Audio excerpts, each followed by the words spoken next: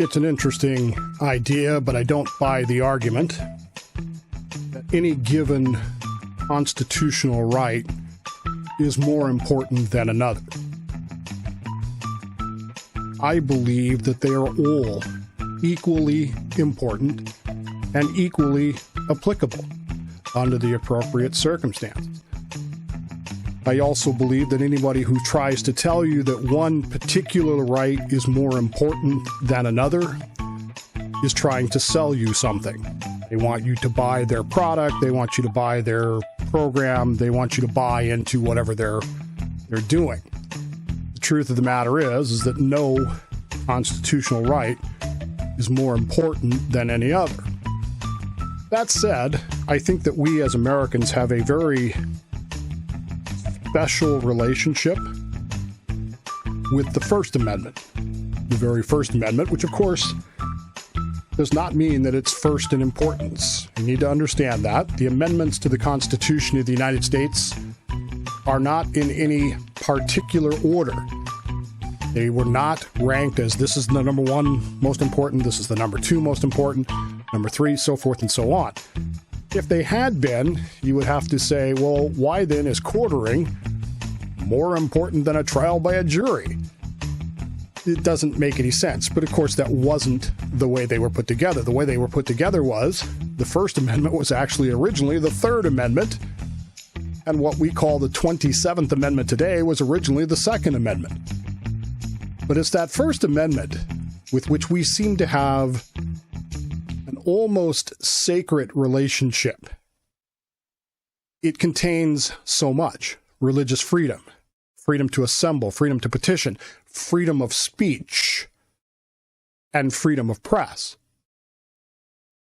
By extension, it includes the freedom to association, which is one we don't normally talk about. But all of these rights under the First Amendment have become very special and very important to most Americans. Hugo Black once wrote, the very reason for the First Amendment is to make the people of this country free to think, speak, write, and worship as they wish, not as the government commands. Harry S. Truman, the president, said, once a government is committed to the principle of silencing the voice of opposition, it only has one way to go, and that is down the path of increasingly repressive measures until it becomes a source of terror to all its citizens and creates a country where everyone lives in fear. No less than John Adams would say, the liberty of the press is essential to the security of the state.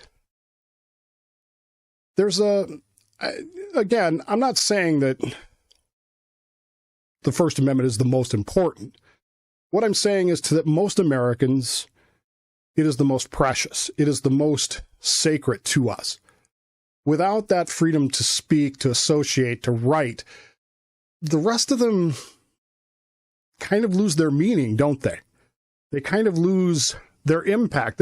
If you took away the right to a trial by a jury, how would you complain about it if you didn't have a First Amendment?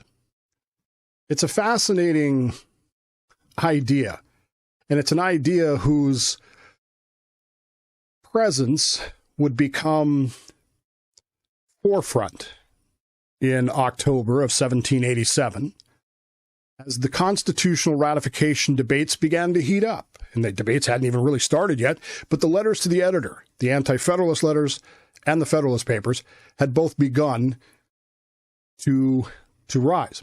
Those weren't the only things happening, though. On October 6th of 1787 in Philadelphia, James Wilson, who is the man who actually invented the presidency. We talked about this, I think, a few months ago back on Dave Does History on Bill Make Live. We talked about it during the ratification, or I'm sorry, the convention-ish episodes. James Wilson is the man who literally invented the presidency of the United States. After the convention, he became an ardent Federalist. He was very much in favor of this. And while he, of course, believed that the presidency would be reined in by the limitations that he believed placed upon it, he also, like most Americans, believed that the first president would obviously be George Washington. I don't think anybody ever thought anything else. I really don't. And in fact, based on, the election results, you'd have to say that assumption was pretty clear. He was concerned, of course, about who would be the second man. And the convention tried to address that as best they could. But in his speech on October 6th, Wilson reminded Pennsylvanians that both Washington and Benjamin Franklin, the great Pennsylvanian himself, favored the Constitution, and that therefore they should trust their judgments and become in favor of the Constitution itself themselves. I wonder often if Ebenezer Bowman was there listening to James Wilson. I kind of do. It seems like he would have been. Who knows? He was a Philadelphian. He was a lawyer. He probably heard the speech. But in this environment of debate over the Constitution, it didn't take long for people to start responding to James Wilson's speech. One of those responses was written by a man by the name of Samuel Bryant. Now, we know that Samuel Bryant wrote this. He is a Pennsylvanian. He is actually, under the Pennsylvania Constitution of 1776, he is actually the Secretary for the Council of Censors. Yes, I said Council of Censors. Now, you might think that's a weird thing to have until you understand what it actually does. It censors the government. It makes sure that the government cannot censor anybody else. It makes sure that the government respects freedom of speech in Pennsylvania. And yes, they can censor, recommend for impeachment any government official in the state of Pennsylvania who violates that. Samuel Bryant writes an article, a newspaper letter, under the name Centinel, which is cool because they actually use the 18th century spelling of sentinel. It's spelled with a C, not an S, which can cause confusion at times. But nevertheless, he writes this article, this letter, Sentinel 1. The letter is very similar in tone to Cato's letter. Very similar in tone. It is a direct response to Wilson's speech. Caesar's letter was a direct response to Cato's letter. There's idea that Sentinel has, that Samuel Bryant has, that we should not rush into things. He is absolutely adamant that just because Washington and Franklin say it's good, that may not be enough. It may not be sufficient for this. In fact, he is really concerned that Washington and Franklin might actually be honorable in their intentions with the Constitution, but that they may be made instruments of despotism, in the hands of the artful and designing. He's almost saying that Washington and Franklin are, well, he actually does say that Franklin's too old and doddering. We shouldn't be listening to him, but he's almost willing to say that Washington can be manipulated by people who don't have his moral standing. And he's concerned deeply about this.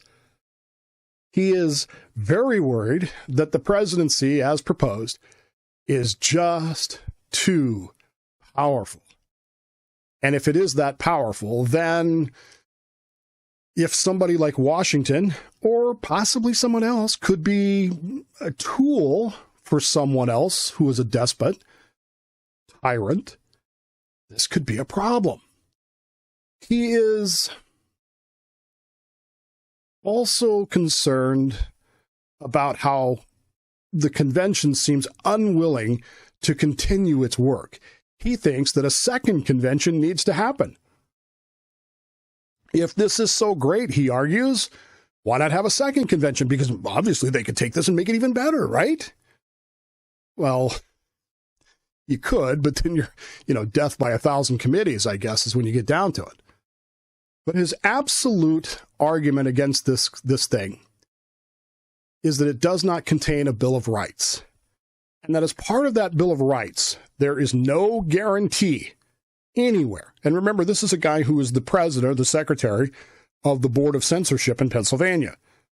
And he is absolutely livid that there is no Bill of Rights, and amongst those Bill of Rights, there is no protection for the freedom of the press. He writes these words: "Friends, countrymen, and fellow citizens, as long as the liberty of the press continues unviolated, and the people have the right of expressing and publishing their sentiments upon every public measure, it is next to impossible to enslave a free nation. The state of society must be very corrupt and base indeed when the people in possession of such a monitor as the press can be induced to exchange the heaven-born blessing of liberty for the galling chains of despotism. Men of an inspiring and tyrannical disposition, sensible of this truth, have ever been inimical to the press, and have considered the shackling of it as the first step towards accomplishment of their hateful domination, and the entire suppression of all liberty of public discussion as necessary to its support. For even a standing army, that grand engine of oppression, if it were as numerous as the abilities of any nation could maintain, would not be equal to the purpose of despotism over an enlightened people. The abolition of that grand palladium of freedom, the liberty of the press, in the proposed plan of the government, and the conduct of its authors and its patrons, is a striking exemplification of these observations. The reason assigned for the omission of the Bill of Rights, securing the liberty of press and other invaluable personable rights, is an insult on the understanding of the people." Now, this is Centinel's argument against the ratification of the Constitution as it exists. You'll catch in there some phrasing that is interesting to me because it's all about how despots, tyrants, as we would have called them, were willing to suppress freedom of speech. It's one of the things that many colonists, many colonials believed that King George III had done. And it was something that they had understood from history that was often done. They were also very nervous about despots who manipulate the media, manipulate the press. What do I mean? In 44 BCE, and again, this was well known to the American people in the 1780s, 1700s in general. At the Feast of Lupercalia in Rome, in 44 BCE, there was an intriguing event. Now, the Feast of Lupercalia is one of those feasts where a lot of things are happening. I'm not going to go to the details, but what you need to really understand is that the people's tribunes run through the streets of Rome, and they stop to pay tribute to whoever the leader is that year, which in this case happened, of course, be Julius Caesar. And one of the tribunes running that year was a guy by the name of Mark Antony, Marcus Antonius. You know him from Caesar and Cleopatra. And as they reached the place where Caesar was sitting, Mark Antony ran up to where Caesar was, wearing only a loincloth, reached under his loincloth. This is kind of disgusting, but, it's a different time. And pulled out a ribbon, a purple ribbon. Now, in Roman times, the kings did not wear crowns the way that they do now. They wore a simple ribbon that went around the head, tied in the back, and it was called a diadem. You've probably heard that word before.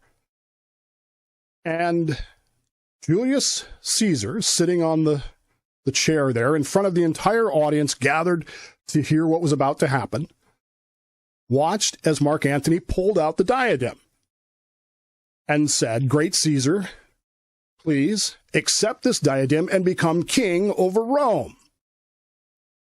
Now, you are fully aware, of course, if you've been following along, that Romans cannot accept a king. That's a horrifying idea. And Caesar, in great production, even as people are chanting, "Great Caesar, become king, great Caesar, become king," holds his hand up and stops Mark Antony from placing the diadem on his head and says, "No, I do not want to be king over Rome.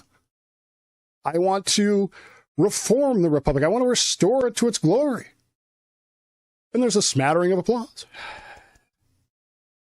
And once again, Mark Antony, second time now, holds the diadem over Julius Caesar's head and says, "Great Caesar, accept this diadem and become king over Rome." And this time there's a little bit less cheering from the crowd. "Yes, great Caesar, become king over us," and more murmuring. And as Caesar holds up his hand a second time, Julius Caesar holds up his hand a second time and says, "No, I do not want to be king over Rome," there is a swelling of applause. And then a third time, Mark Antony holds out the diadem over Caesar's head and said, "Great Caesar, become king over us, become king of Rome." And once again, Julius Caesar holds his hand up and says, "No, I do not want to be king over Rome." This time, the third time, the crowd absolutely erupts with joy that great Caesar does not want to be king. He still wants to be a Republican. Of course, we know from our history, Plutarch in particular, that this entire thing was a media manipulation. This was an act. The crowd had been salted with people who were supposed to cheer the first time, supposed to cheer less, that were supposed to cheer the second time, and by the third time were supposed to lead the cheers as he declined the crown the third time. And while the media of the day, the town criers and the folks who went around and made the announcements, reported this whole scene, there was an interesting thing that happened. Coins were struck that day to celebrate the Feast of Lupercalia and Julius Caesar becoming the leader of Rome. And we still have one of those coins today. And if you look at that coin struck that day, you will notice something very interesting about it. Though Caesar had refused the diadem 3 times, stating that he did not want to be king, the truth was that Julius Caesar wanted to be king over Rome. He wanted to be king over the empire, maybe not Rome in and of itself, but all of the empire, because the rest of the empire would accept kings, the Greeks, the Egyptians, eventually the Parthians, so forth and so on. The Gauls, they're all used to kings. We might as well have a king. And the coin was struck with him wearing the diadem. And this idea that, wait, he says he doesn't want to be king, but his coin has him with the diadem being king. Well, this caused a great deal of consternation and concern. And it literally led 60 senators to a month later, the Ides of March, because they recognized the fact that Julius Caesar, despite his media claims that he did not want to be king, wanted to be king. And there's a great deal in Centinel that reflects this same idea. There's too much in power in that presidency. It's reminiscent of military dictators who say they don't want to do that, but maybe they do. Maybe they really do want to be king, and we cannot have that. And even the declining of such an honor because of what Caesar had done, even if George Washington had run a media campaign saying, I'm not seeking the king, it would have been viewed with great suspicion, because why would you have to say it if you don't mean it? Remember that they had called him the American Fabius before, and Fabius was famous for doing the same thing, for saying, I don't want to be king, but doing things that said, I want to be king. Without a protection of a Bill of Rights in the Constitution, without that ability to say, hey, this guy wants to be king, or this guy's not protecting the free press, this Constitution, how do we oppose that? Now, it's interesting because in Rome, they had no such laws about freedom of speech. They had no legal written codes saying freedom of speech and freedom of the press are protected. They didn't feel like they needed it. They really didn't feel like that had to be written down, because most Romans, particularly those of the patrician classes and those of the aristocratic classes, were trained from childhood in the art of rhetoric. They were trained, all of them, to be public speakers, to be able to be either lawyers or senators or whatever, tribunes.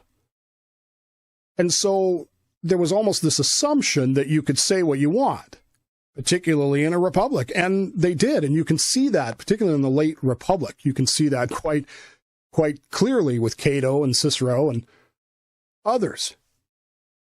But once the empire was established, there was still no law saying you can't say or do whatever. But it was clear that you shouldn't. And the media and the artists of the day, the poets, the playwrights of the day, began to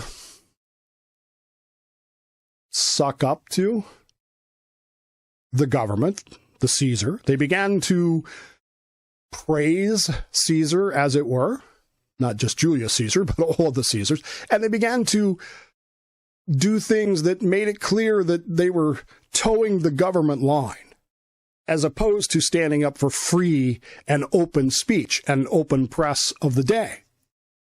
And Centinel is very concerned that a tyrannical president could do something similar, could force media, could compel people in the media, the press, and speech, and even worship, to say the right things the right way, instead of being free. And if he could do that, well, liberty then goes away. It leaves us with some considerations for today, doesn't it? As we watch what's going around. Do we actually believe in a free press and free speech, or do we just, like the Romans did, pay it lip service?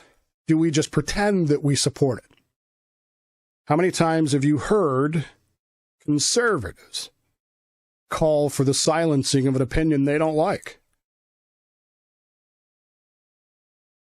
More than once, I can tell you that. Social media. While it technically is a private company, while it technically isn't subject to the First Amendment in many ways, but is it simply towing the line? Is it simply going along with what the government wants put out? Media in general. What does it proclaim? What does it talk about? Is it the truth? Or is it just what they think the government wants you to believe? There is a story floating around right now about Amazon banning a Russian author. You can't find this Russian author's books on Amazon.com. And after much inquiry as to why that was the case, because this Russian author is in opposition to the current leadership of Russia, the official response of Amazon is reported to have been, we're just following the laws, the applicable laws. Is that free speech? What about woke ideologies versus free expression and free association? When we're told not just that we have to say something, but we have to believe it, do we have free speech? Do we have free expression? Do we have freedom of association anymore? Or are we just paying lip service to the idea? And how did we get to this point? Washington, as it turned out to be more Cincinnatius than Fabius. And we'll talk about that at some point in the future. We actually already have back in Constitution Thursday. But he turned out to be a man who was willing to set aside the power. He was not someone who was hungry for power, nor was he someone who could be manipulated by the artful and the people who were, designing on creating a despotic government. He was not capable. He was not subject to their whims. But what about the next man? We've had some very good presidents, and we've had some very bad presidents, and it seems like more and more the presidents, because there's more and more power concentrated in that office, are less and less able to resist those things. You don't have to look very far in history right now to find those men who seemingly are subject to artful designing men and nations. Also keep in mind that after the Republic in Rome, more than one emperor was proclaimed by his troops and or government officials as emperor. They would kill one, replace him with the guy that they wanted, who would do what they wanted him to do. And that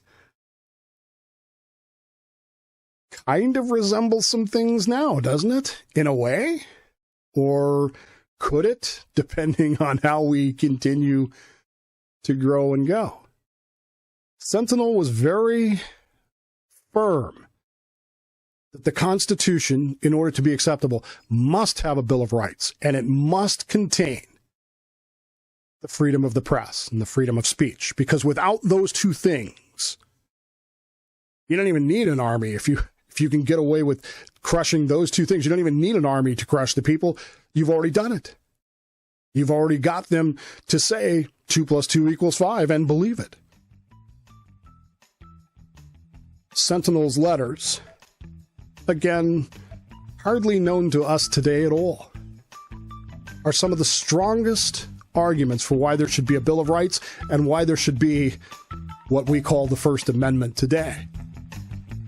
And I think we would be wise to go back and review those things so that we have the same understanding as the people who brought us these things before we start saying to our presidents, our governments today, tell us what you want us to do, and we'll do it. Because believe me, Centinel would not have approved of that. He would have said, you're subject to artful and deceitful men who want to rule over you.